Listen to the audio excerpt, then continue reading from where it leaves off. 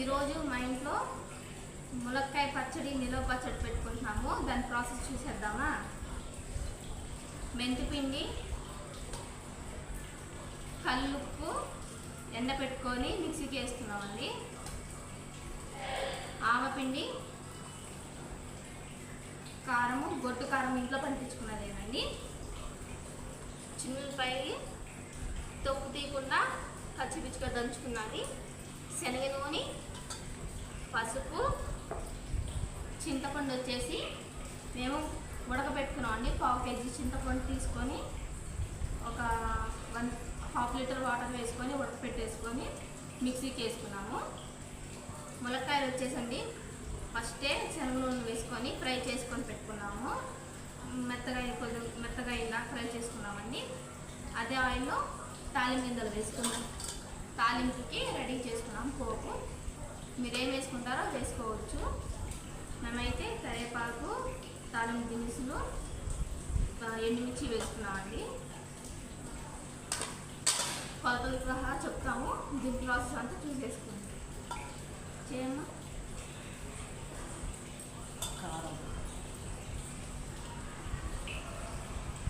ములక్కాయలు వచ్చేసి 6 సార్లతో 7 సార్లు అండి. 7 సార్లు ములక్కాయలకి 1 సార కారం వేశారు.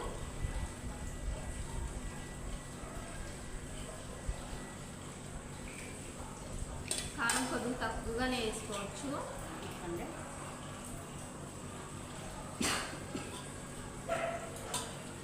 ఉప్పు కొద్దిగా తక్కువగానే వేసుకోండి. మళ్ళీ 3వ రోజు ఉప్పు చూసుకొని ఉప్పు కలుపుకోవచ్చు. మెంతిపిండి ఎక్కువ వేసుకోమాకండి, చేదు వచ్చింది పచ్చడి.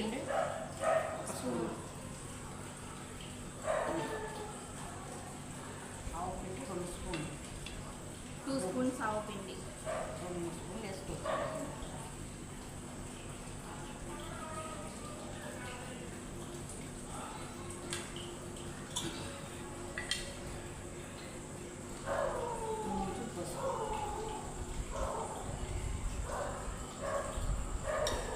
పసుపు వచ్చేసి ఆప్షనల్, మీరు కావాలంటే వేసుకోవచ్చు, లేదంటే లేదు.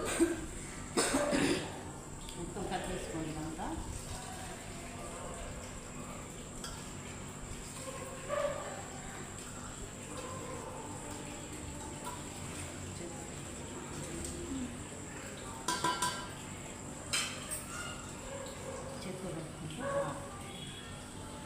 ముక్కకి మనం వేసిన పొడులన్నీ బాగా కలిసేటట్టు కలుపుకోండి. ఈ పచ్చళ్ళన్నింటికి, నిల్వ ఉండే పచ్చళ్ళన్నింటికి శనగ నూనె బెస్ట్. శనగ నూనె సంవత్సరం పాటు నిల్వ ఉంటుందండి. ఇక మీద పచ్చడి రెసిపీస్ కూడా చాలా వస్తే మీకు చూసేయచ్చు. మీరు కూడా మా ఛానల్లో చెక్ చేసుకోండి. మీరు చింతపండు ఉడకపెట్టిన పేస్ట్ మిక్సీకి వేసుకున్నారు.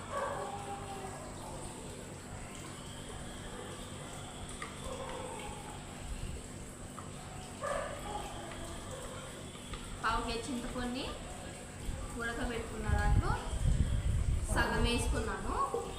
సగం వచ్చేసి ఇంకో పికిల్లోకి వస్తుంది. ఆ పికిల్ కోసం తెల్లుల్లిపాయలు కూడా వేసేసుకొని మిక్స్ చేసుకోవాలి. తెల్లుల్లిపాయ తొక్కు,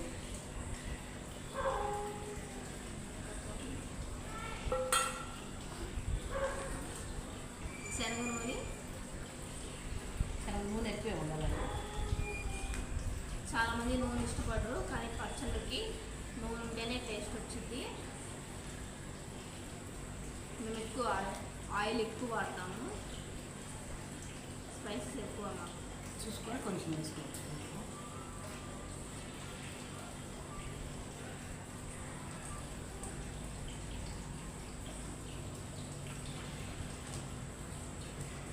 ఈ కారం వచ్చేసేసరికి మేము ఇంట్లో పట్టించుకున్నామండి. మేము ఆ రెసిపీ వచ్చేసి మన ఛానల్లో ఉంది, చెక్ చేసుకోవచ్చు మీరు.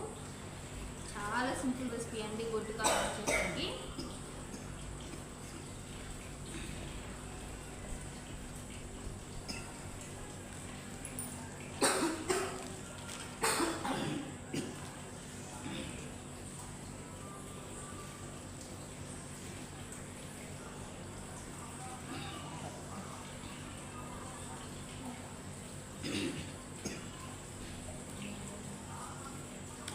పెట్టేసి అంతేనండి, మన పచ్చడి రెసిపీ అయిపోయింది. ఇంకొన్ని వాటర్ వేసి.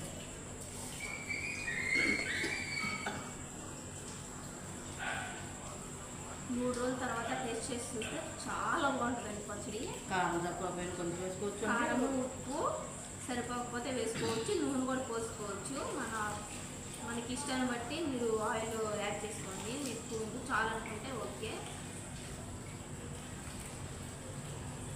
పచ్చడిలో స్టీల్ స్పూన్స్, స్టీల్ బాక్స్ అసలు క్యారీ పెట్టొద్దు, తుప్పు పట్టింది.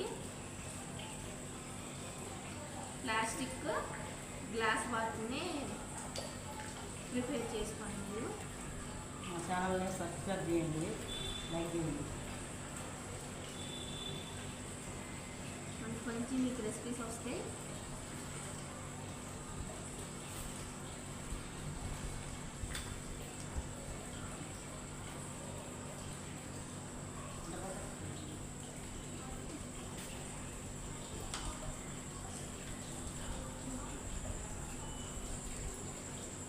అంతేనండి, మన ములక్కాయ నిలవ పచ్చడి అయిపోయింది. చాలా సింపుల్.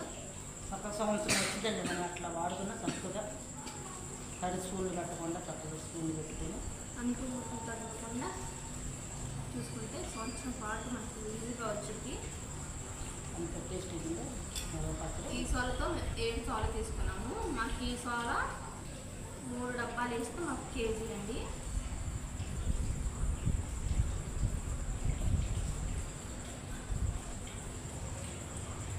రెండు కేజీన్నర పచ్చడి అండి ఇది. ఇప్పుడు 2 కేజీన్నర పచ్చడికి 1 సాలు ఉప్పు, సాల కంటే కొద్దిగా తక్కువ ఉప్పు పట్టింది. 1 సాలు కారం వేసుకున్నాము.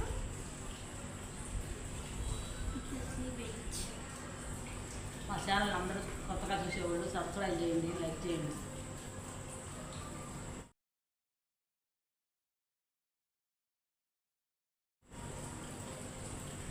మాకు ఏదన్నా తిండికి ఏదైనా మిస్టేక్ చేస్తే మీరు కమెంట్లో పెట్టండి. మేము మళ్ళీ మీకు మంచి మంచి వీడియోలు పెడతామండి. నేను పక్కగా ఛానల్ చెప్తున్నాను.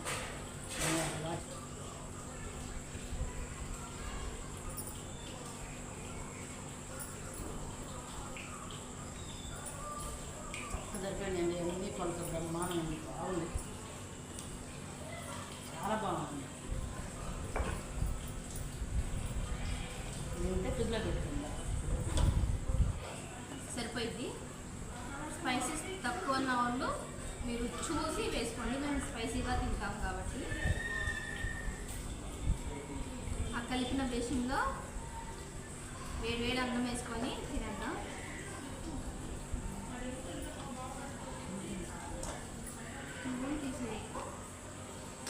Please do like, share and subscribe. వేడివేడి అన్నం కొద్దిగా పచ్చడి వేసుకొని తింటున్నామండి. వస్తుంది కదా, బాగుంటుంది.